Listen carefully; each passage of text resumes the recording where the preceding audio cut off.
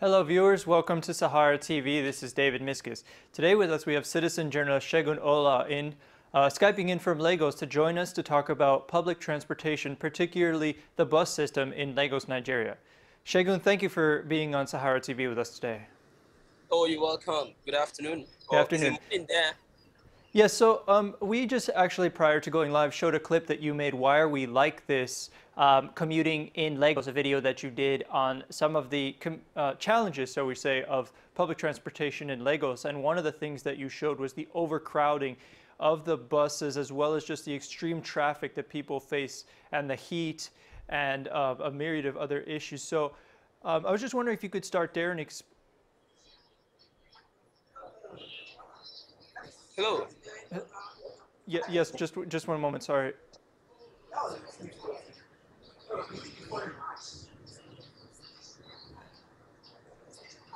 Okay, sorry about that. So, just like I was saying, yeah, we showed the clip of you highlighting some of the challenges of public transportation in Lagos. So, if you could, I guess, just start off there about what you've seen regarding the bus systems and just the challenges that people face to get on them, as far as overcrowding and not enough buses, maybe some things with the drivers, road conditions, etc.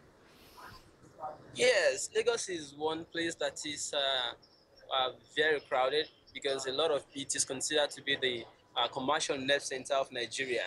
As a result, there are people who are moving from one place to the other, and you can guess that most of all those people are not of the same social class. A lot of them, the largest proportion of the population are people that are very poor and cannot afford to either get on their own private cars. Proportion of the population are people that are very poor and cannot afford to either get on their own private cars. Proportion of the population. Hello.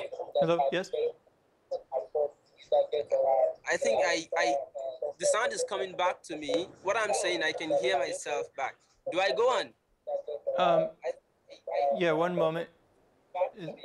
I'm saying I can hear myself back. Do I go on? Yeah. Hello.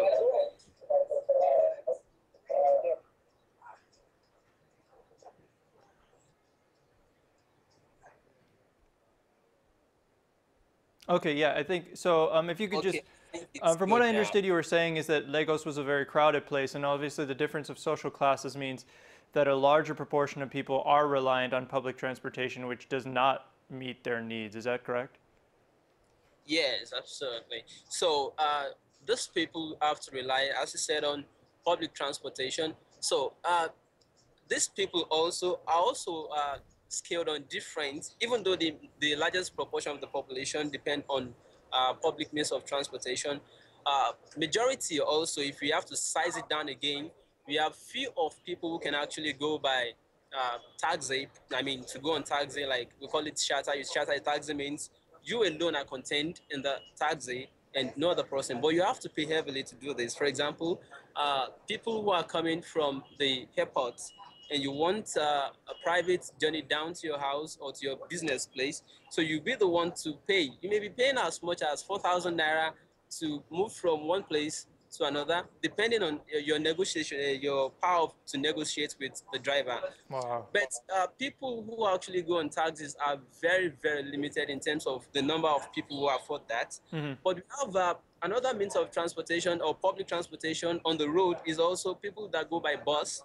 There are some buses like mini shuttle size buses that can take you from one place to another. Those ones can take up to like 18 passengers. And there's the biggest size of buses called Molue in Lagos. This Molue, as you can see in the clip I put up online, you can see that people will have to hang on. Those buses are very old, they are very big, and if you listen to their sound, it's scary sometimes. But people go in and people prefer it because it's the cheapest means of public transportation on the road. Yeah, Shegun, so in comparison, how is these bigger buses, Molus, with private taxi, for example, which you cited could be as much as 4,000 naira, depending? Yeah, people are the experience in these big buses or this, let me call it molue so that we can understand it. Uh, the experience on it is more of noise, Hmm. irritation, and heat, because you have to be shocked up with other people. There are a lot of people who come on this bus. There is no limited number of people. There's no upper ceiling to the number of people that are allowed into that big bus. So you see people hanging on. It's just like the same thing that is obtainable with the railway system in Nigeria. So apart from people who are inside, there will be people who will be hanging on to. So there is no upper limit to the number. So even if you have overflowing crowd that are hanging on the bus, the driver or the conductor will still be willing to take more people to Wow. say wants Yeah. to maximize his revenue. Yeah. So that is why the experience on Molue is very irritating. But aside of that, people in Lagos seem to have adapted, so they like it, especially because there are other things that go on there. It's not just an experience where you journey from one place to another. It is also an experience where you can actually transact. Hmm. You can buy things that that will be very expensive if you go to a pharmacist shop. If you go meet a pharmacist, maybe buying a drug for maybe 250 naira. But if you go by Molue transport, you may be buying the same drug for 50 naira or lesser. So people actually go on Molue also to listen to preaching, to preachers preach. Hmm. So you have a lot of people coming to market their businesses, coming to preach the latest message in their crusade and all of that. So all these things happen on Molue. So apart from the noise people make, you also see children crying. Sometimes you see some children, as a result of the heat they can no longer cope with, they begin to vomit. Yeah. So Um, so sweats and noise, irritations, all these things come r- together to make experiencing that kind of bus very, very irritable. right.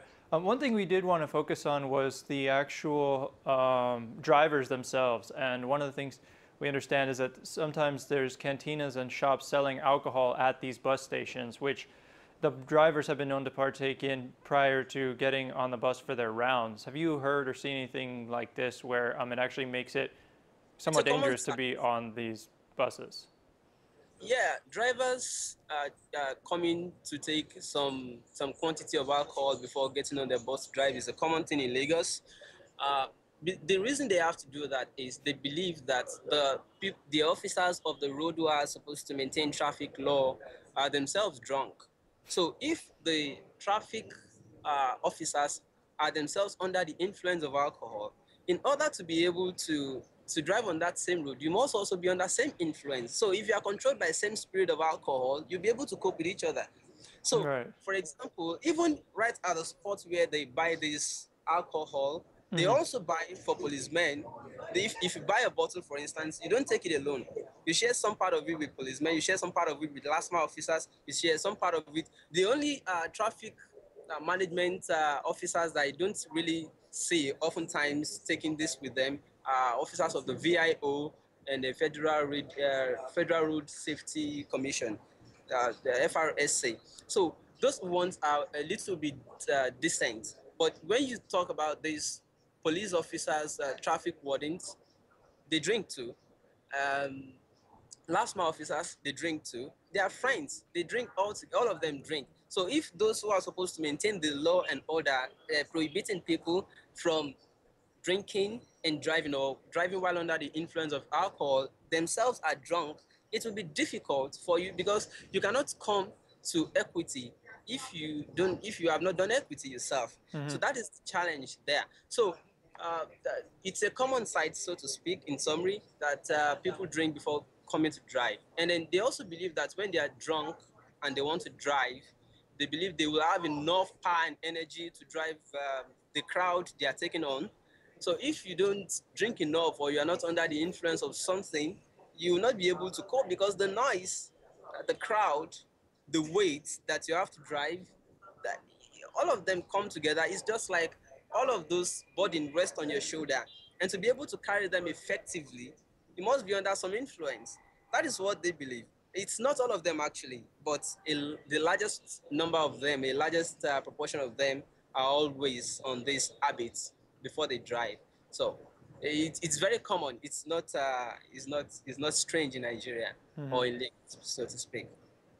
Does this also make it easier because there have been also reports of drivers now suffering from higher fees that they pay to each of these officials? I mean, we've seen one lady wrote an article last week talking about how drivers will go through multiple checkpoints per day, not just bus drivers, but other taxis and the Okada riders as well. They'll go through multiple checkpoints where at each case, government officials will be exacting certain amounts of naira from them, in which case they pass on to the customers sometimes in terms of higher cost.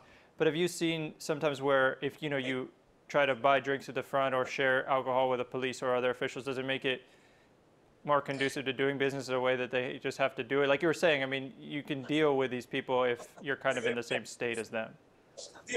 Yeah, so officers of the police officers particularly are the ones who give these boys the muzzle to carry out what they do. So if you see all these area boys disguising under the aegis of National Union of Road Transport Workers, NURTW, they just come from different angles. They just show up. You won't know where they're coming from. They just show up, stop the vehicle, or any bus stop where you stop. Even if it is a bus stop, they tell you it's not a bus stop. That is what police does most of the time. So if you stop at a illegal bus stop, police stop you. They take you away. If you stop at bus stops that are declared legal and you have the right to stop there, it is the boys that will come around and want to take money from you. But what is very nauseating here is that they more than 4 different groups will come. All these boys, for example, the same guy that came to you now and said he's collecting money on behalf of the government or selling tickets to you, will come another time and will be collecting money on behalf of the police. So if these guys come under different names, collecting different types of money, at the end of the day, by the time these drivers and conductors look at what they have to pay as delivery to the owner of the bus or car, and they also consider the cost of fuel, they also consider how much they have to pay the police, they consider the money they have to pay these boys, they consider the money they have to pay last mile officers. They consider what they have to pay VIO officers. They consider what they have to pay FRSC officers. They consider what they have to pay even those who do not have anything to do with commuting or transport system. At the end of the day, they will have to increase or hike the price of transport so that they can also live up. They have children, they have wives, they have homes, they have rent to pay. They have to eat, they have to feed too. So we understand all these things, but it is really, really bad. And that is what we face here in Lagos, that apart from the drivers not happy about what is happening here, even commuters also are not happy about it because they delay us a lot. So if I want to get to Oshodi from Yaba now, normally it should take me 20 minutes if there is no traffic. And if there is a traffic sometime around the afternoon, it should take us like 40 minutes to double the normal period it should take us.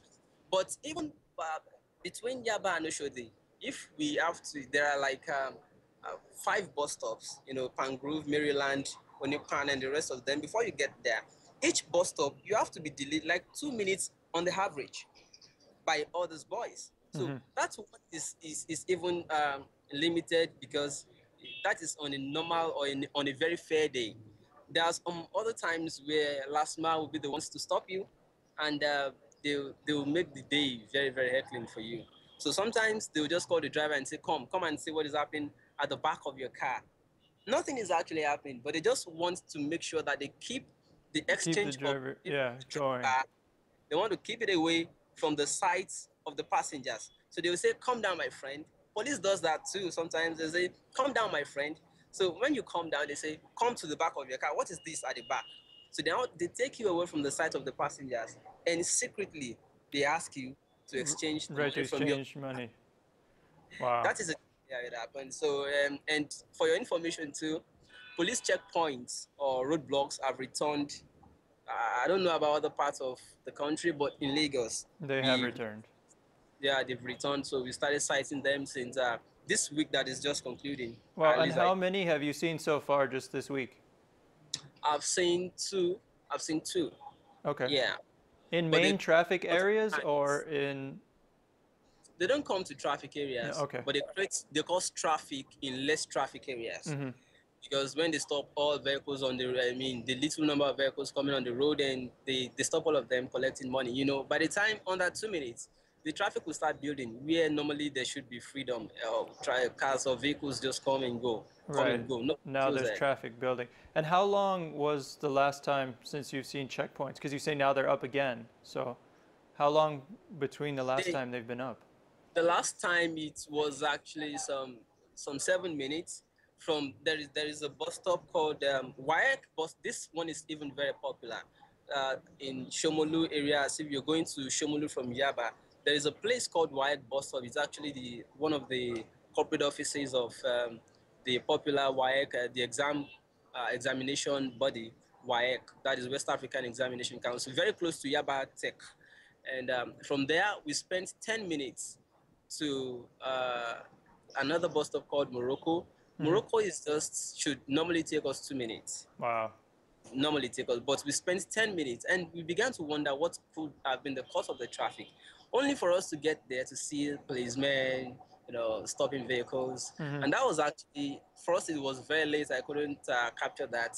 And second, I wasn't prepared because I wasn't expecting it. So when I saw it, it was very, very, very, very sudden. So I couldn't get that. And when I saw the policemen stopping, I probably thought they were searching for something, or maybe they had an information or a piece of information just came that some armed robbers were in the street, or maybe they're just searching for somebody. So, but I was so surprised when they asked the bus conductor to pay, and I was like, pay. This one has slipped into the yaw. When is that? When did that start again? That conductors have to pay policemen to use the road. Right. So I'm aware of such legal tax where you pay to use it, apart from all those toll points where you pay toll. But this one is illegal. We don't know the accounts to which that money is going. And it's a really big surprise. But after I argued with some other passengers on the bus, I said, when did it start again? They said, well, it can never. Their own argument is that it can never stop. It's nothing is sustainable in Nigeria. It's only for a while. It's just like when they started giving us electricity recently.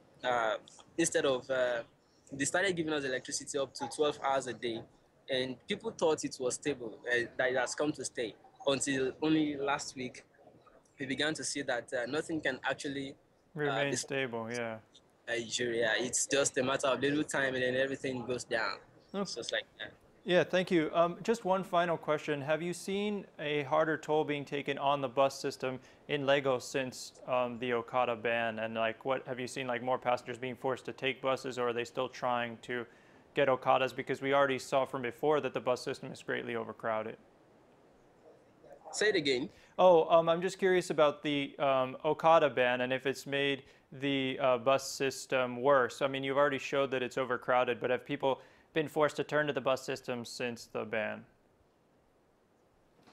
Oh yes, that has really been the major crisis that has befallen traffic or commuting experience in Lagos, because even before now, a lot of people put their cars, uh, I mean, they park it at home and go on bike, because a lot of people do not really care about comfort when traveling, and that's why you can see a lot of people on Molwe. People don't care about comfort when it comes to journeying, meeting appointments. So they prefer the bike, because the bike can assure them that they will get where they're going in lesser time than it will take them if they have to go on bus because of traffic. So Right. bike had always helped people to escape traffic one way or the other.